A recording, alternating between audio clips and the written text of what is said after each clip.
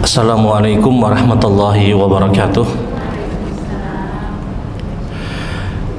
Innal hamdalillah nahmaduhu wa nasta'inuhu wa nastaghfiruh wa na'udzu billahi min shururi anfusina wa min sayyiati a'malina. May yahdihillahu fala mudilla lahu wa may yudlil fala hadiyalah. Asyhadu an la ilaha illallah wahdahu la syarikalah wa asyhadu anna Muhammadan abduhu wa rasuluh. Allahumma salli ala Muhammad wa ala ali Muhammad kama sallaita ala Ibrahim wa ala ali Ibrahim innaka Hamidum Majid. Allahumma barik ala Muhammad wa ala ali Muhammad kama barakta ala Ibrahim wa ala ali Ibrahim innaka Hamidum Majid. Ibu-ibu yang dirahmati Allah, alhamdulillah sama-sama kita bersyukur kepada Allah. Salawat serta salam kita tujukan kepada Nabi dan kepada Rasul kita Nabi Muhammad sallallahu alaihi wa ala alihi wasallam. Ibu-ibu yang dirahmati Allah, pada kesempatan pekan yang lalu kalau tidak salah kita sudah membahas tentang salah satu hak dari haknya seorang muslim, yaitu ketika idza marida fa'udhu. Ketika ada yang sakit maka segera untuk datang dan menjenguk orang yang sakit. Dan ini kita tahu salah satu sunnah dari sunnah-sunnah Nabi, salah satu hak dari seorang muslim ketika dia sakit, dia punya hak untuk didatangi. Dan kita sudah bahas tentang hikmah dari orang yang sakit. Sesungguhnya sakit itu mendatangkan hikmah dan boleh jadi mendatangkan keberkahan. Karena Rasul sallallahu alaihi wasallam beliau pernah menjelaskan bahwasanya inna fil jannati fihi makan, sesungguhnya di sorga itu ada satu tempat, kata Rasulullah, la yahsuluhu illa bil mardi minad dunya, tidak didapatkan tempat tersebut kecuali dia mendapatkan musibah sakit pada kehidupan dunia.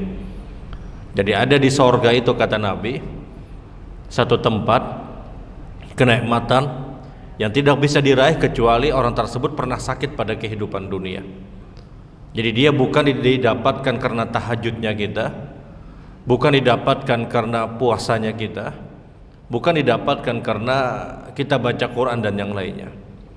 Tapi tempat tersebut atau kenikmatan tersebut, kata Nabi, itu didapatkan ketika ada orang yang pernah sakit pada kehidupan dunia dan dia mampu bersabar. Dan ini salah satu motivasi yang pernah diajarkan oleh Rasul sallallahu alaihi wasallam. Ketika kita mendapatkan musibah sakit, maka prinsipnya tentunya berserah diri kepada Allah, bersabar, kemudian juga berusaha. Tidak juga serta-merta misalnya menunggu saja, tidak, tapi dia juga berusaha dengan usaha-usaha dunia. Ketika sudah berusaha, tentunya dia serahkan kepada Allah Subhanahu wa taala. Nah, sabarnya orang tersebut ketika dia dapat musibah sakit, dia punya peluang untuk mendapatkan kenikmatan di sorga yang itu tidak diraih kecuali pada saat pada kehidupan dunia dia pernah mendapatkan musibah sakit dan dia mampu bersabar. Nah, kita dari seorang muslim yang mengetahui saudara kita ada yang sakit, kita sangat dianjurkan untuk menjenguk orang tersebut. Menjenguk orang tersebut. Dan i'adatul mard, kata para ulama, menjenguk orang yang sakit tersebut ada adab dan sunnah yang diajarkan dan dicontohkan Nabi sallallahu alaihi wasallam. Tentunya yang paling awal adalah ikhlas karena Allah Subhanahu wa taala. Bukan karena ketidaknyamanan kita. Karena terkadang sebahagian ibadah kita, muamalah kita antar manusia, mohon maaf, dibangun karena ketidaknyamanan.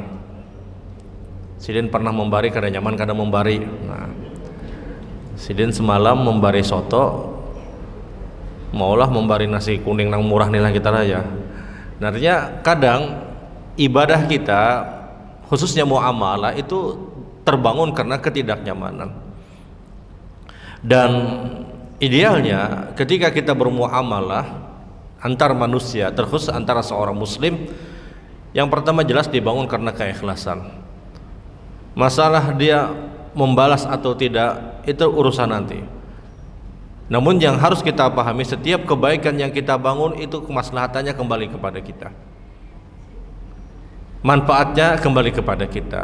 Man yasarallahu fid dunya yasarallahu fi yaumil qiyamah.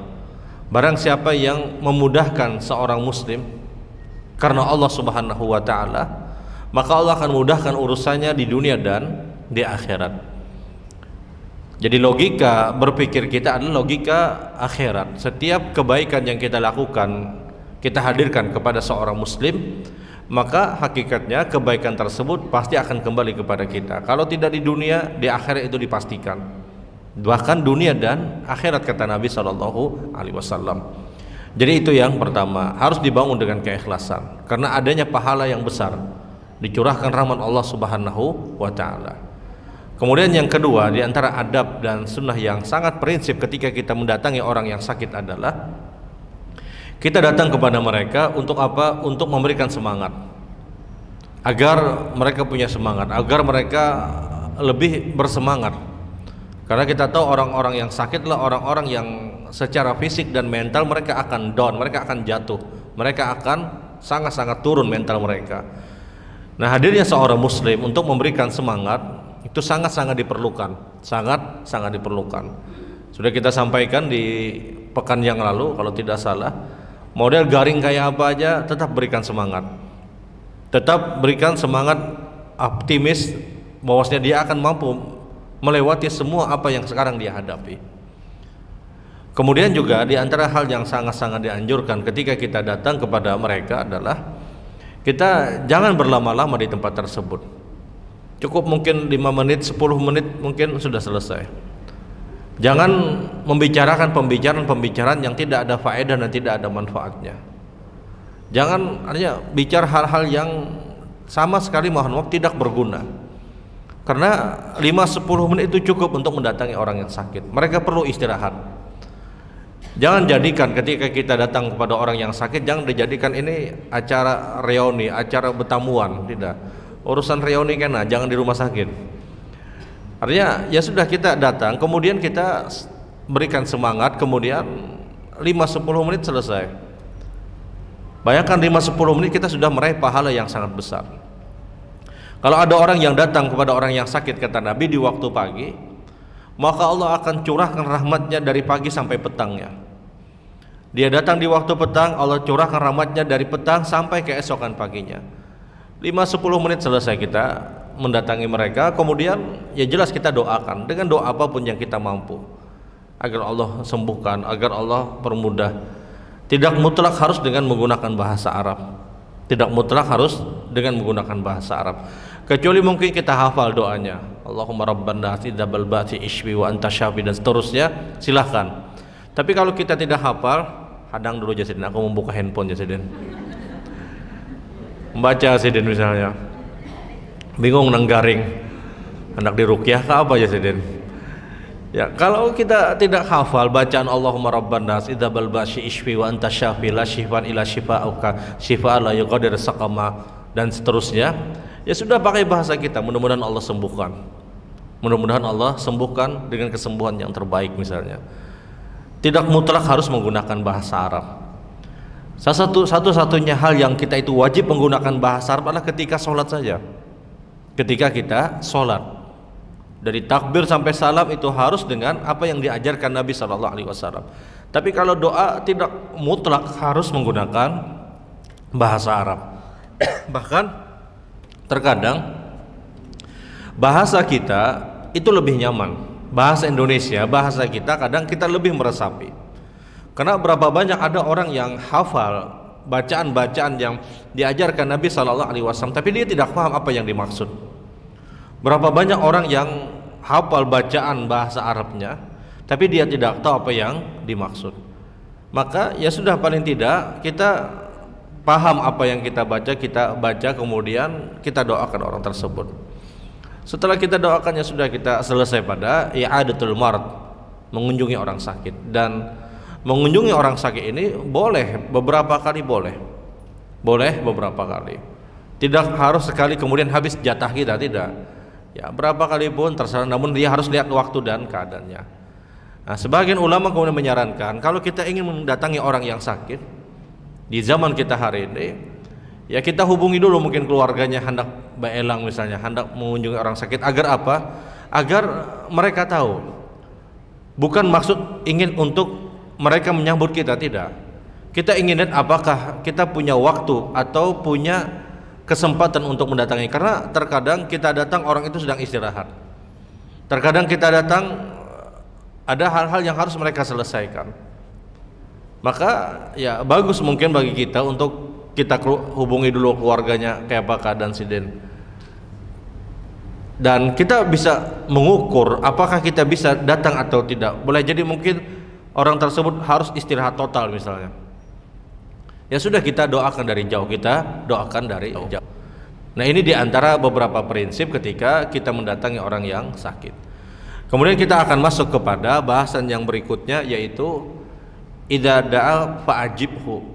Kalau engkau diundang maka datangi undangan tersebut, kata Rasulullah. Ini salah satu hak seorang muslim. Kalau dia punya undangan, dia punya acara dan dia mengundang kita, hak dia untuk didatangi. Hak dia untuk didatangi. Nah, undangan itu erat kaitannya dengan walimah. Walimah dalam bahasa Arab. Walimah itu adalah undangan makan. Jadi walimah itu tidak mutlak harus walimatul urus. Walimatul urus itu undangan makan ketika terjadi pernikahan ataupun perkawinan. Walimah dalam bahasa Arab itu adalah undangan yang sifatnya kita diundang kemudian ada makanan di tempat tersebut. Jadi walimah itu tidak mutlak berkaitan dengan orang yang bernikahan, berkawinan, tidak mutlak. Semua undangan yang sifatnya ada makanan maka dikenal dalam bahasa Arab itu walimah. Dikenal dalam bahasa Arab walimah. Nah, walimah atau undangan makan yang diundang oleh seorang muslim kepada muslim yang lainnya itu kembali kepada adat dan kebiasaan di tempat tersebut. Jadi sebenarnya walimah secara umum itu tidak ada hukumnya. Walimah itu hanya dianjurkan dan disunahkan di dua keadaan. Sisanya hukumnya mubah, yaitu walimatul urus dan walimatul aqiqah. Walimah ketika acara pernikahan ataupun perkawinan, dan walimah akikah ketika ada acara akikah. Dua acara ini itu sunnah untuk diadakan oleh seorang muslim, sangat diperintahkan.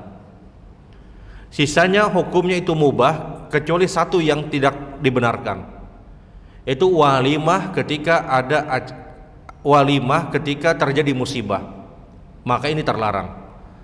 Dan itu ditolak akal dan ditolak nakal, ditolak akal dan ditolak dalil. Bayangkan aja ada orang dapat musibah kemudian dia bikin acara makanan misalnya.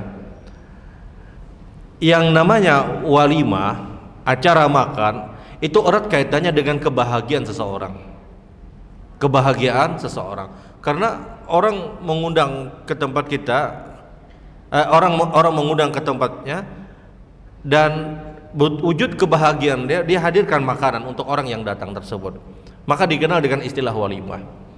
Jadi walimah yang disyariatkan itu dua, sisanya hukumnya mubah. Satu yang terlarang adalah ketika walimah dapat musibah. Orang dapat musibah kemudian bikin acara walimah, di mana logikanya, di mana dalilnya? Tidak ada dalil.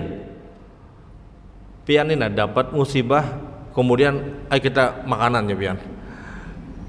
Itu ditolak dalil, ditolak akal dan nakal kata para ulama. Sisanya walimah itu hukumnya mubah dan dua yang disyariatkan, yaitu walimatul urus dan walimatul aqiqah. Nah, di sini para ulama itu menyebutkan kembali kepada adat dan kebiasaan di tempat tersebut. Di sebagian orang, di sebagian tempat, di sebagian daerah mungkin kalau dia bikin rumah, dia bikin acara walimah, dia undang orang lain untuk makan selamatan rumah, mungkin bahasa kita. Nah, itu disebutkan dengan istilah walimah karena ada undangan makan. Ada orang punya usaha baru, toko dan yang lainnya misalnya, kemudian dia undang orang lain untuk apa? Berselamatannya sedang. Apakah hukumnya boleh? Hukumnya boleh. Apakah itu disunahkan? Tidak pernah dicontohkan Nabi. Namun ini erat kaitannya dengan muamalah. Ada orang hendak haji misalnya, kemudian dia undang orang lain untuk apa? Selamatan haji misalnya. Nah, apakah boleh? Secara hukumnya boleh. Tapi tergantung bagaimana di dalamnya kayak apa. Kalau di dalamnya melakukan perbuatan-perbuatan bid'ah, terkhusus lagi perbuatan-perbuatan syirik, jelas ini berdosa. Tapi umumnya mengundang orang lain untuk makan sebagai bentuk rasa kebahagiaan dia, itu jelas hukumnya diperbolehkan. Ada orang tahu-tahu misalnya kita dihubungi orang, datangilah ke warung anulah ya. Ya datang misalnya, urusan makan datang aja pian. Datang kemudian kadang kita tanya, ini acara apa? Yang penting makanan dulu kita jadi. Ya sudah, ini apakah boleh? Hukumnya boleh.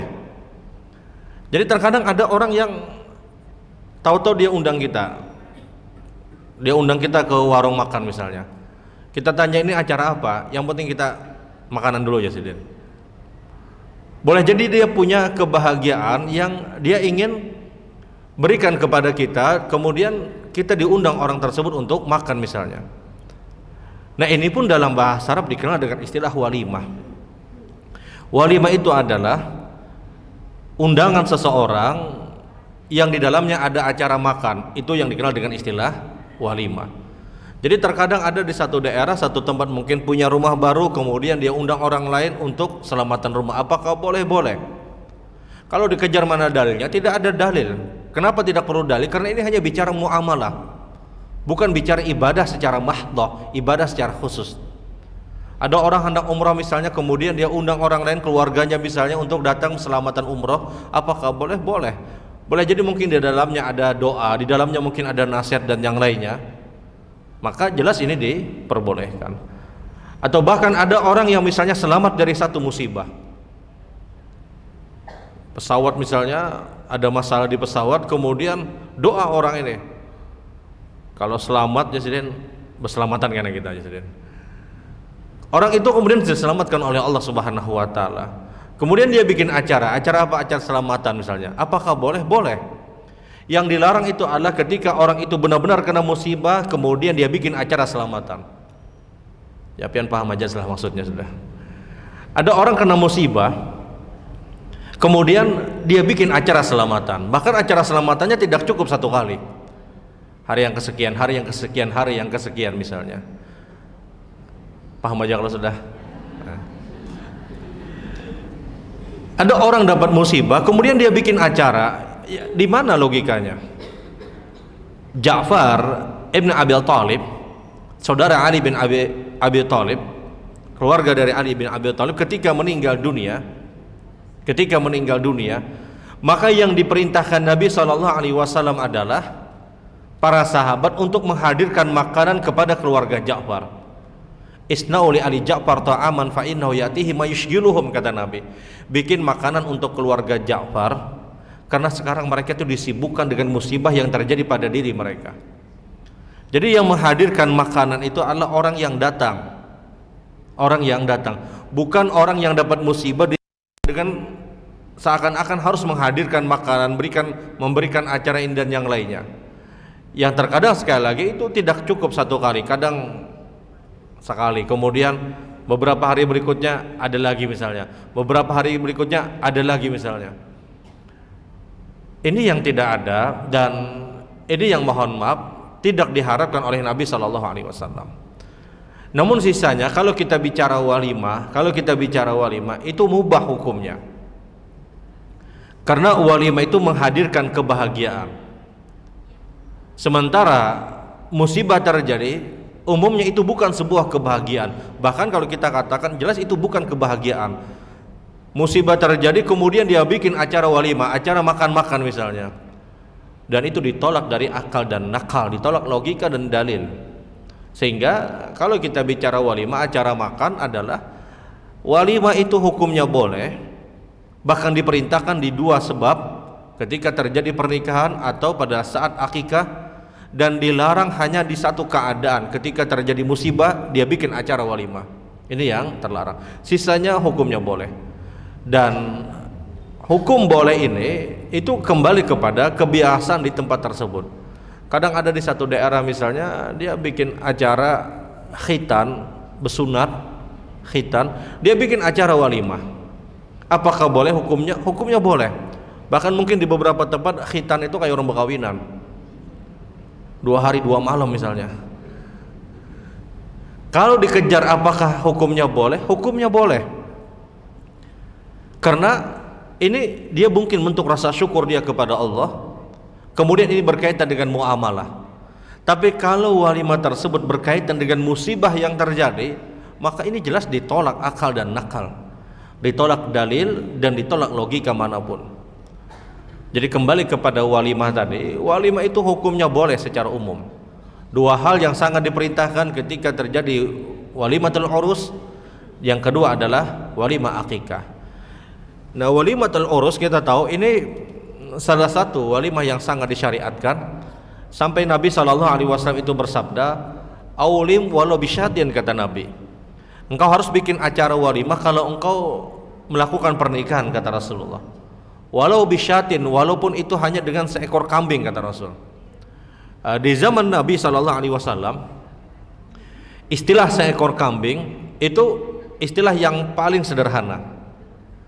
Kata Nabi, engkau bikin acara walimah walaupun hanya dengan seekor kambing. Maksudnya ini yang paling sederhana sudah. Intinya ada acara yang engkau lakukan, kata Rasul SAW. Nah, berkaitan dengan walimah di sini, kalau kita bikin acara walimah, Rasul itu pernah ingatkan kepada kita, kata Nabi SAW, syarut ta'am ta'amul walimah, yud'a bihal aghniya wa yutraka bihal masakin. Sejelek-jelek makanan itu, kata Nabi, adalah makanan yang ada pada acara walimah yang dia hanya mengundang orang-orang kaya, sementara orang-orang miskin dia tinggalkan. Ini sejelek-jelek acara, kata Rasul.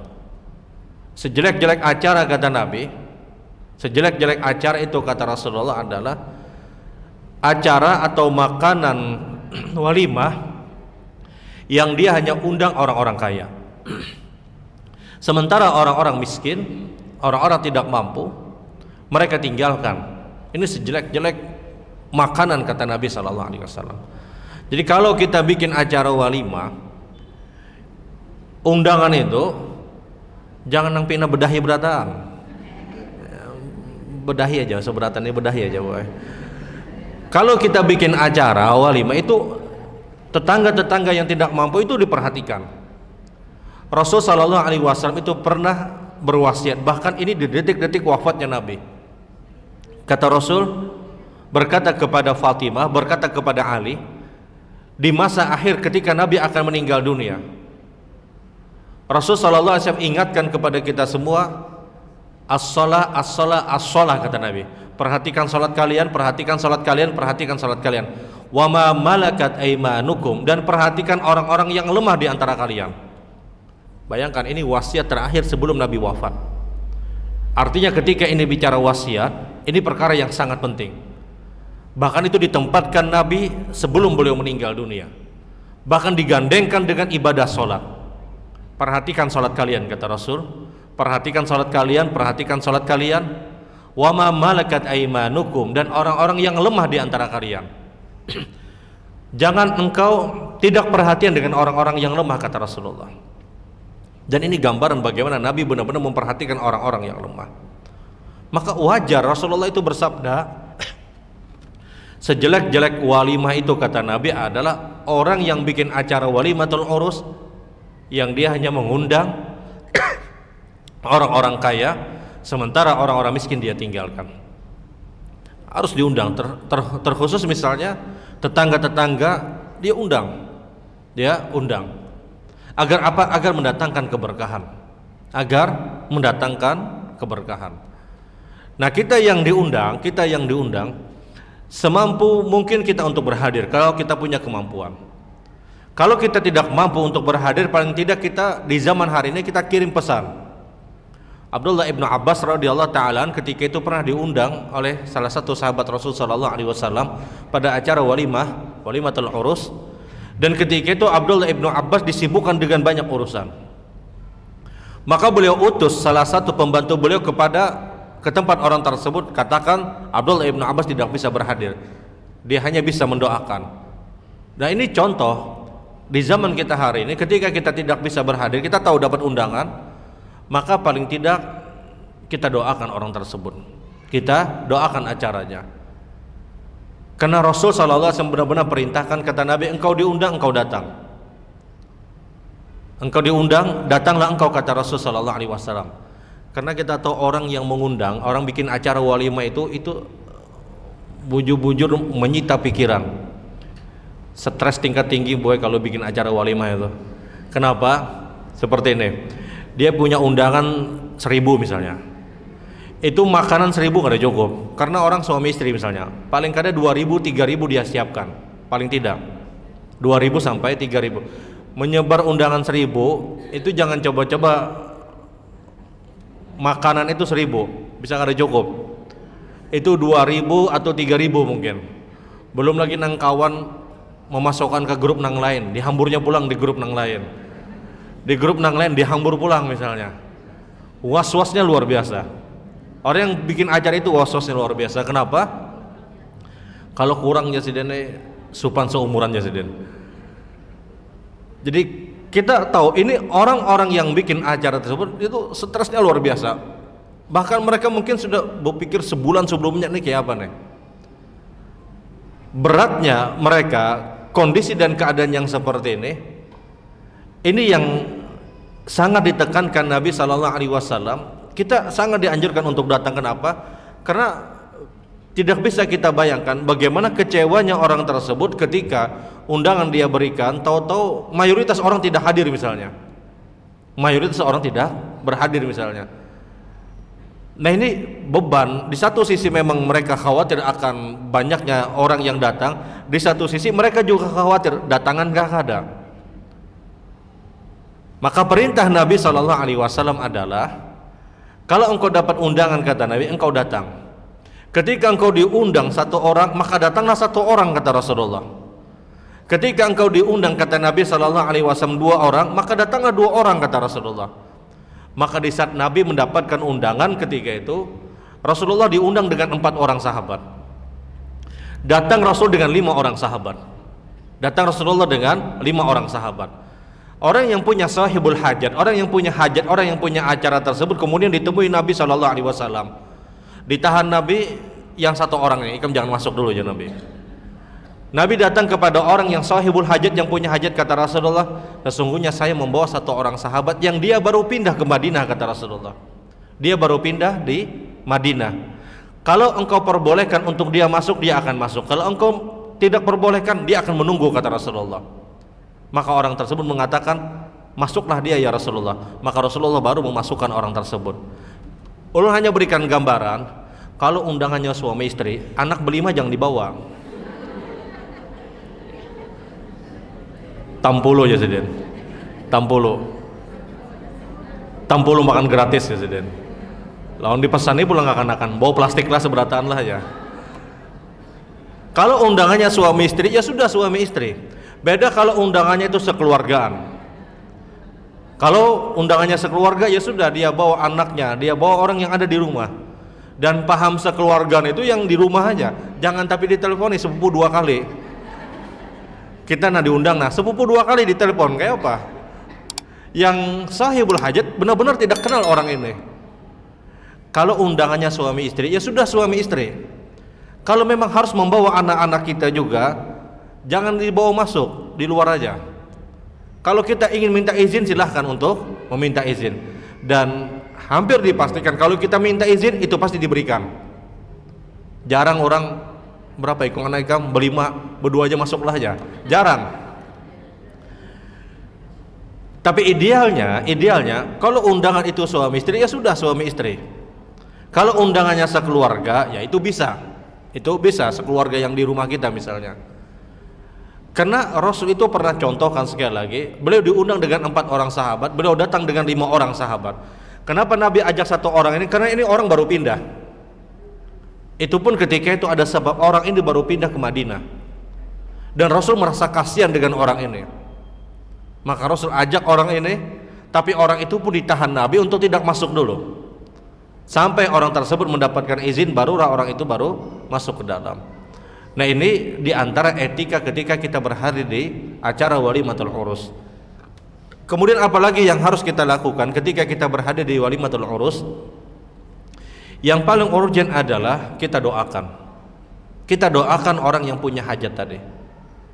Di antara doa-doa yang diajarkan Nabi ada kalimat Allahumma gfir lahu warhamhu wa barik fi rizkihim. Ya Allah ampuni mereka, ya Allah ampuni mereka, ya Allah rahmati mereka, ya Allah berikan keberkahan dalam rezeki-rezeki mereka. Doa ini tidak mutlak harus kita perdengarkan kepada orang yang punya sahibul hajat. Kita tuntung makan misalnya, langsung kita doakan walaupun orang itu tidak mendengar, ada masalah. Kalau kita doanya secara umum mudah-mudahan berkah, ya silahkan. Tapi ini salah satu sunnah dari sunnah-sunnah Nabi SAW. Nah, orang yang menikah baru dengan doa barakallahu lak wa baraka alaik wa jama'a bainakuma fil khair. Kan kadang kita datang ke pengantinnya itu, nah, baru muncul doa barakallahu lak wa baraka alaik wa jama'a bainakuma fil khair. Doa ini hanya ditujukan kepada pengantinnya, jangan ditujukan kepada mertuanya atau ke abahnya yang mengawinakan tadi. Mudah-mudahan berkah, barakallahu wa barakal, ini salah alamat. Alamat barakallahu lak wa baraka alaik wa jama'a bainakuma fil khair itu hanya kepada orang yang menikah. Sementara orang tuanya atau mertuanya itu doanya adalah ya Allah ampuni mereka, ya Allah rahmati mereka, mudah-mudahan mereka mendapatkan keberkahan dalam rezeki mereka. Alamat doa ini ditujukan kepada orang yang bikin acara. Tapi kalau doa barakallahu lak wa baraka alaik wa jama'a bainakuma fil khair itu hanya dialamatkan kepada pengantinnya. Jangan semuanya dipukul rata doanya.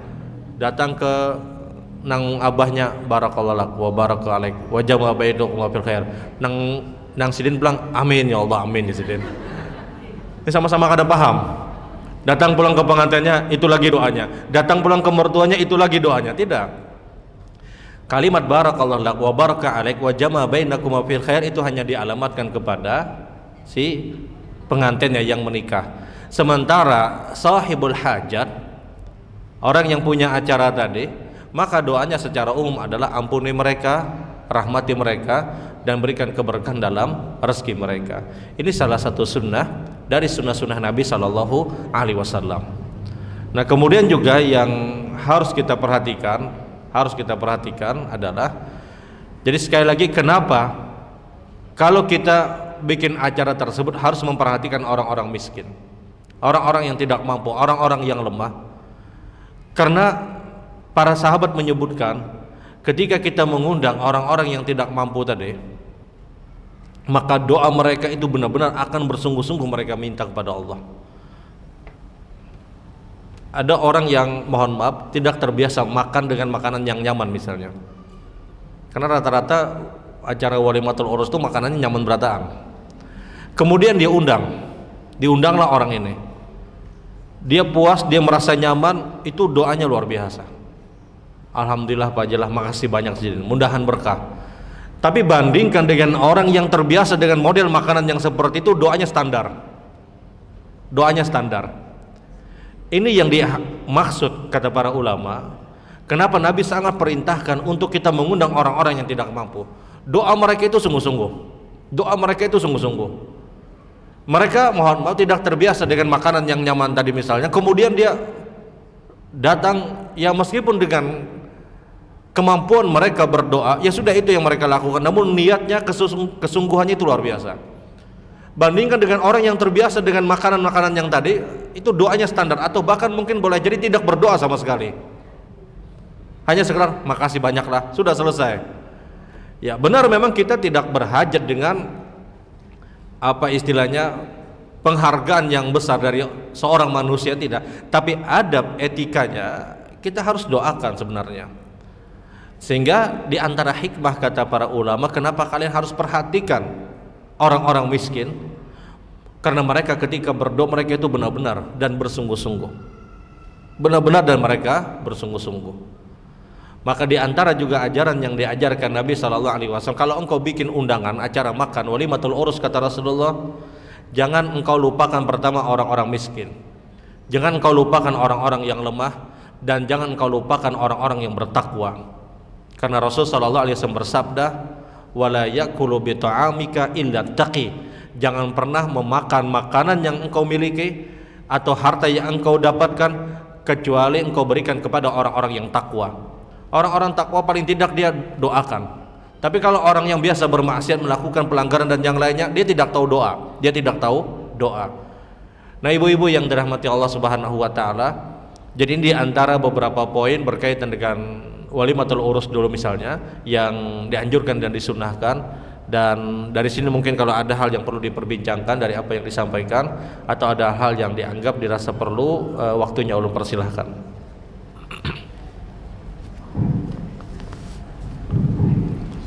Assalamualaikum warahmatullahi wabarakatuh.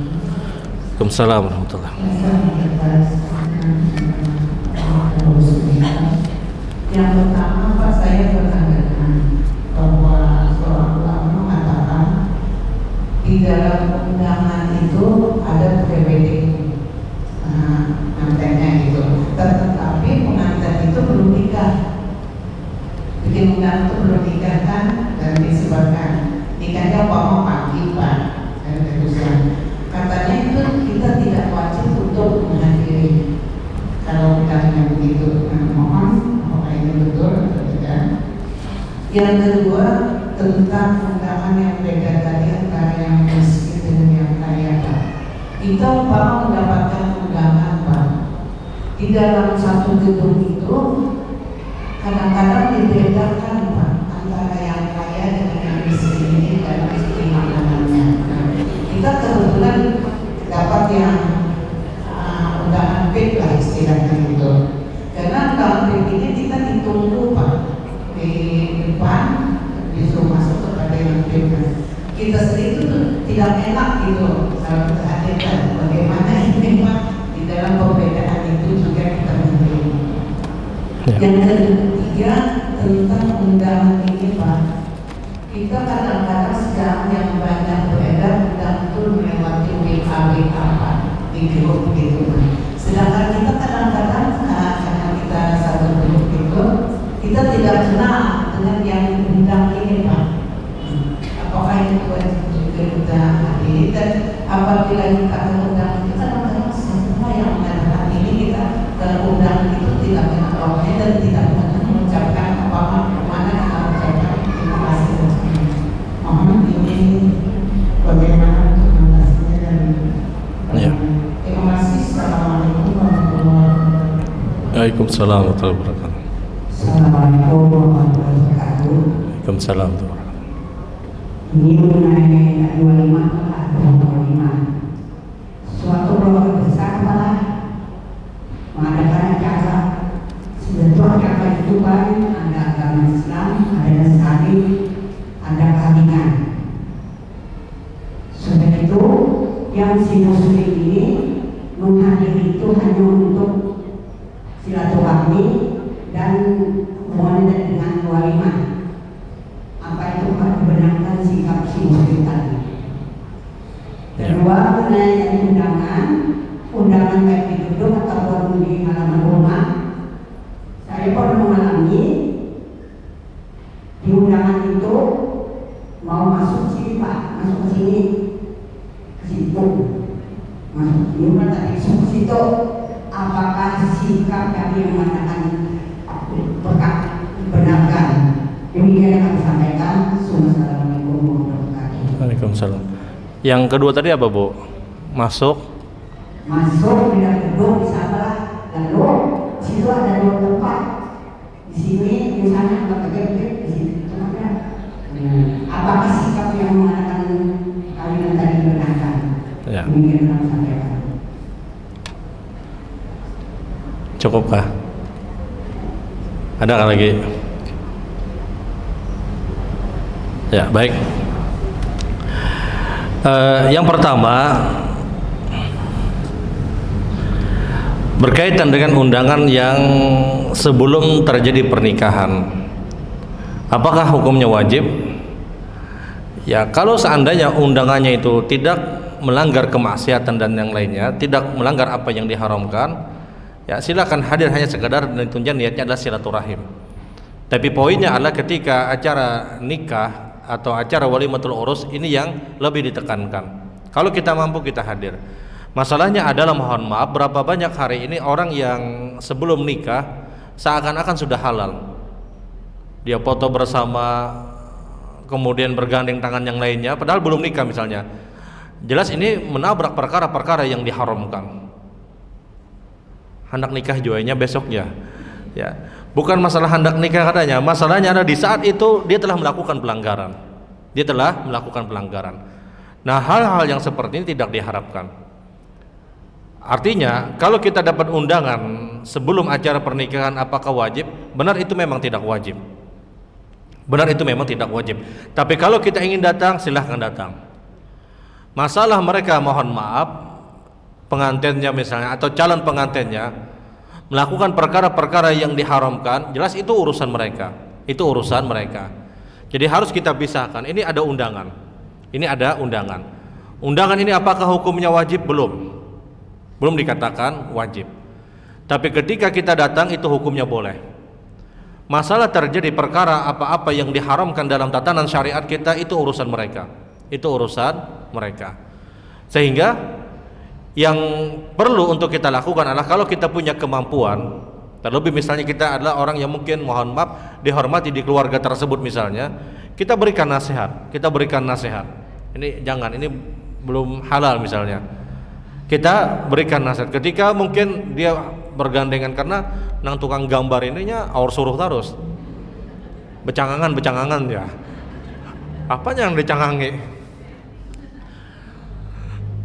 ya, artinya kalau kita punya kemampuan untuk mencegah, jelas itu pahala besar bagi kita. Tapi kalau kita tidak punya kemampuan, ya sudah, paling tidak kita tidak menyukai apa yang terjadi tadi. Tapi datangnya kita apakah boleh? Hukumnya boleh. Tapi apakah ditekankan? Tidak. Tidak sebagaimana penekanan ketika sudah terjadi pernikahan. Sesungguhnya walimatul urus itu kata para ulama yang lebih wajib itu ketika terjadi akad nikah. Ketika terjadi akad nikah ini yang lebih ditekankan. Sementara resepsinya, acara yang lainnya tidak lebih kuat penekanannya dibandingkan acara pada saat terjadi pernikahan tadi. Karena pada saat terjadi pernikahan itulah yang benar-benar menghalalkan apa yang hukum asalnya haram. Nah, disitulah kita hadir, yang ketika terjadi ijab kabul kata Nabi SAW, salah satu sebab berguncangnya arsy Allah adalah ketika ada orang yang menyebutkan saya terima nikahnya. Nah, hadirnya kita pada acara tersebut itu sangat-sangat diperintahkan kalau diundang. Dan tentunya mayoritas undangan itu dialamatkan kepada kita pada saat acara resepsinya, karena biasanya kalau pernikahan itu terbatas, hanya mungkin sebagian keluarga saja. Nah, kalau kita diundang itu jelas ini sangat-sangat diperintahkan. Tapi kalau sebelum acara pernikahan apakah wajib? Tidak. Apakah boleh dia hadir? Hukumnya boleh. Kalau kita punya kemampuan untuk mencegah hal-hal yang terharam, yang diharamkan, maka kita lakukan kalau kita mampu. Kalau kita tidak mampu, ya sudah, paling tidak kita tidak menyukai perbuatan tersebut. Dan catatannya tentunya ketika sebelum nikah maka tidak boleh orang tersebut melakukan apa yang diharamkan. Kenapa? Dia belum hukum halal secara hukum, artinya statusnya belum halal dan dia tidak dibenarkan. Itu mungkin yang pertama. Kemudian yang kedua, nah ini yang paling banyak memang ketika ada undangan di satu gedung misalnya. Karena itu biasanya di gedung, kalau di rumah jarang. Di gedung kemudian dia pisahkan tempatnya. Dan kebetulan misalnya kita adalah orang yang ditempatkan di tempat yang ya dianggap lebih baik misalnya. Secara adab kita tidak bisa menolak. Kita tidak bisa menolak, orang itu menghargai kita. Orang itu menghargai kita. Secara hukum pun kita tidak bermasalah. Tapi yang bermasalah ketika ada orang yang bikin acara tersebut kemudian dia bedakan, ingat dengan catatan kalau makanannya jauh sekali berbeda dengan secara umum, maka tidak diharapkan. Kita harus paham juga orang bikin acara tadi, dia bedakan tempat tersebut adalah dia ini tempatkan orang-orang mungkin keluarga-keluarga terdekatnya agar lebih nyaman mungkin berkumpul. Dia juga mungkin tempatkan orang-orang yang dianggap penting menurut dia agar apa? Agar orang tersebut tidak terganggu. Dia tempatkan orang-orang ini juga mungkin agar apa? Agar mungkin orang-orang inilah orang-orang yang sibuk, yang dia sulit untuk artinya secara umum bersama, sehingga ditempatkan. Nah, ini diantara sebabnya, dan kita harus memberikan kemakluman dengan sebab tadi. Namun catatannya adalah Ketika itu dilakukan, maka hendaknya makanan itu disamakan saja. Kalau tempatnya tidak ada masalah, tempatnya dia pisahkan, dia bedakan, itu tidak ada masalah. Kenapa? Dia punya sebab, dia punya alasan. Apa alasannya? Mungkin boleh jadi dia ingin kumpulkan keluarganya, boleh jadi.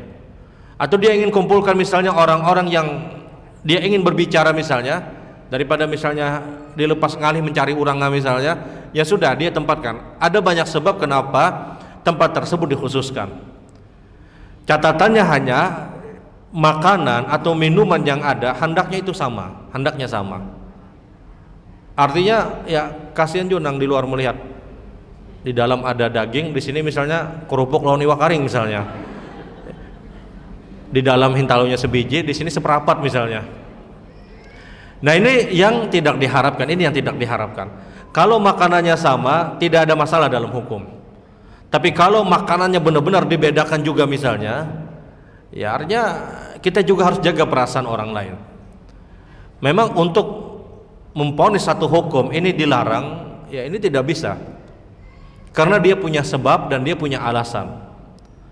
Tapi yang dititik beratkan oleh para ulama adalah hendaknya makanan itu, yaitu kada jauh berbeda lah.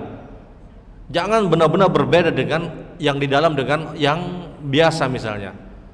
Di luar misalnya air banyu putih aja, di dalam misalnya macam-macam warna banyunya misalnya. Nah ini kan artinya ketidaknyamanan ini sudah menjadikan secara muru'ah, secara adab, kebiasaan, etika kita itu sudah tidak nyaman. Tapi kalau ditanya apakah berdosa, tidak. Kita tidak katakan berdosa karena apa yang dia langgar dalam tatanan syariat. Tidak ada yang dia langgar dalam tatanan syariat. Ini hanya bicara adab, etika dan akhlak antara muslim kepada muslim yang lainnya. Yang terbaik adalah kalau memang harus tempatnya itu dipisahkan, kalau memang harus, maka paling tidak makanannya tidak jauh beda, paling tidak. Karena kita pasti bisa memaklumi kenapa tempat itu dipisahkan, karena dia ingin kumpulkan keluarganya. Dia mungkin tidak ingin terganggu dengan orang yang lain. Ada keluarga yang datang misalnya dari Jakarta, dari Surabaya dan yang lainnya, dia ingin punya tempat yang artinya bersama dengan keluarganya. Nah ini mungkin di antara sebab, dan kita harus memberikan kemakluman. Karena secara hukum pun dia tidak menabrak perkara yang diharamkan. Tapi yang dititik beratkan adalah hendaknya makanannya itu sama. Makanannya itu sama, paling tidak berimbang. Kalau tidak sama ya sudah mirip-mirip aja. Jangan terlalu jauh, karena ya sudah hak dia untuk bikin acara tadi juga. Hak dia untuk bikin acara tadi, hak dia untuk memisah sebagaimana yang disebutkan. Itu mungkin yang kedua. Kemudian yang ketiga, bagaimana kalau ada undangan, bahkan mungkin melalui WA atau yang lainnya, yang kita tidak kenal orang yang mengundang tersebut. Apakah wajib hukumnya untuk kita berhadir? Ya kita hadir. Kita tetap harus berhadir. Mungkin kita tidak kenal, tapi orang itu mungkin kenal kepada kita. Mungkin kita tidak kenal, boleh jadi orang itu kenal kepada kita. Karena tidak semua undangan yang kita dapatkan kelazimannya harus kita kenal orang yang mengundang, tidak. Pengantinnya karena tahu jua misalnya, mengundang karena tahu jua, sampai dicari yang turut mengundang semuanya karena tahu jua misalnya. Apakah kita hadir? Ya sudah kita hadir, karena boleh jadi orang ini tahu dengan kita. Kadang kita tahu hanya nama panggilan, sementara nama aslinya kita kada tahu. Kadang kita hanya tahu panggilannya, tapi nama yang diundangan itu berbeda. Artinya secara umum orang yang mengundang kita secara umum paling tidak ada yang kenal dengan kita. Paling tidak ada yang kenal dengan kita. Ya sudah kita hadir kalau kita punya kemampuan dan kelapangan untuk berhadir. Wallahu a'lam.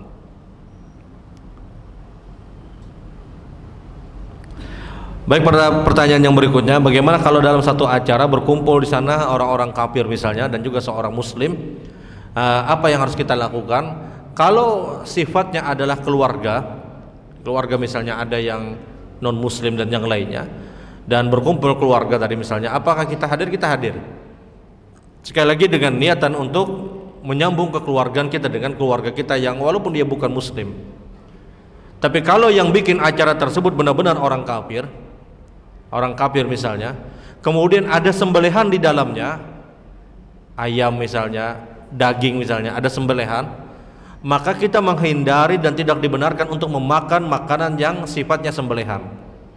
Ya cari aja hintalu misalnya. Kalau misalnya ada ayam, ambil hintalu dua biji misalnya. Ulun hintalu aja 2 aja. Ya. Kan selamat, lebih selamat. Karena memakan makanan yang itu sifatnya sembelihan, yang itu dilakukan oleh non muslim, ini yang diharamkan dalam syariat kita. Ini yang diharamkan. Artinya kalau memang ada acara, yang acara tersebut misalnya keluarga kita, yang kebetulan dia adalah seorang yang non muslim, bukan seorang muslim, dia yang bikin acara tadi, dan ada makanan misalnya, apakah kita ikut makan? Kita ikut makan, dengan catatan makanan yang kita makan bukan yang sifatnya sembelihan, telur misalnya, atau misalnya yang lain apa, ya sudah, atau mungkin yang ringan-ringan saja misalnya, selama itu bukan sembelihan. Kecuali kita tahu betul bahwasanya dia mengundang catering misalnya, dan kita kenal catering ini misalnya, seorang muslim misalnya, ya sudah, ini halal hukumnya halal, wallahu a'lam.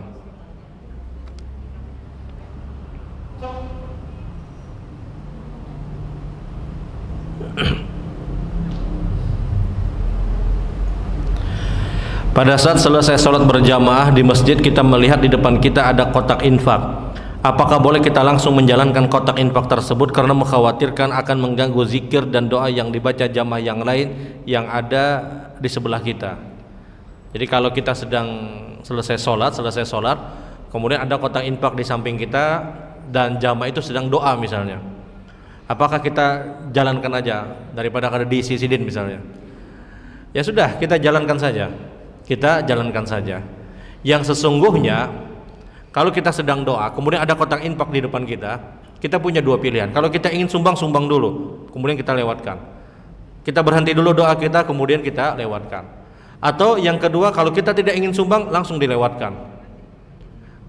Apalagi misalnya orangnya dasar kada hendak menyumbang juga, ya sudah, dia lewatkan saja.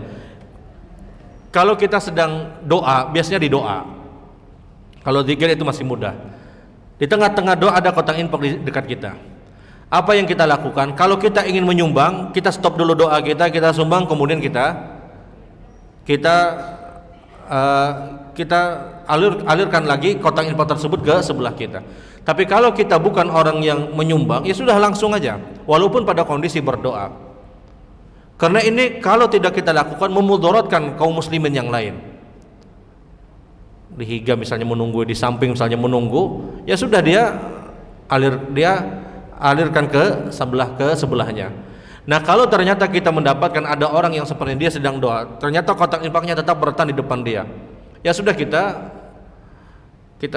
bawakan ke sebelah, kita jalankan ke sebelah. Agar apa? Agar kotak infak ini jalan. Karena kasihan yang di samping yang ingin menyumbang misalnya, kasihan kaum muslimin yang lain yang dia ingin infak misalnya. Nah, terkadang orang-orang yang seperti ini dia doa, lawas berdoa, ujung-ujungnya kada menyumbang sidin, hanya dijalankan sidin. Lawas sidin berdoa, yang di samping ini sudah husnudzon benar, sudah 50.000 paling kadang ini ya. Tahu-tahu dia tidak sumbang misalnya, ya kasihan orang yang di samping. Kalau kondisinya kita sedang berdoa, kita punya 2 pilihan. Kalau ingin sumbang, stop dulu doanya. Kalau tidak ingin sumbang, langsung dijalankan. Kalau orang lain yang berada pada kondisi yang demikian, langsung kita jalankan, tapi kita tunggu dulu responnya beberapa detik misalnya. Oh, ternyata tidak dijalankannya, sudah, kita yang menjalankan dan hukumnya boleh, wallahu alam. Karena ya hal yang demikian tentunya mendatangkan kemaslahatan dan menghilangkan kemudaratan.